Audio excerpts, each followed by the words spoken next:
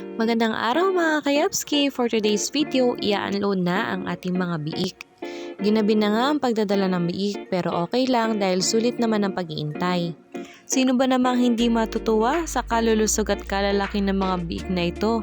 2 months pa lang sila pero ang timbang na ay nasa 20 to 25 kilos. Tamang-tama nga ito sa mga darating na okasyon.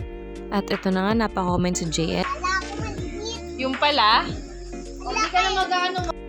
Since magsisimula pa lang tayo ng backyard farming, 15 heads muna ang ating aalagaan. Dahil stress na ang mga baboy ngayong gabi, bukas na sila kakain.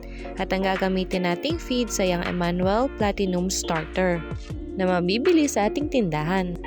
Hayan, tapos na ang unloading. Naghanda rin pala tayo ng simpleng salo-salo. Kasama natin dito sina Dr. Bong Galvan, ang dalawa niyang anak, si Ace from Emmanuel Feeds, at syempre, si JL, si Daddy at si Tia Entong. Maraming salamat po sa panonood. Huwag niyo kalimutan mag-subscribe, like, share, and please comment. God bless!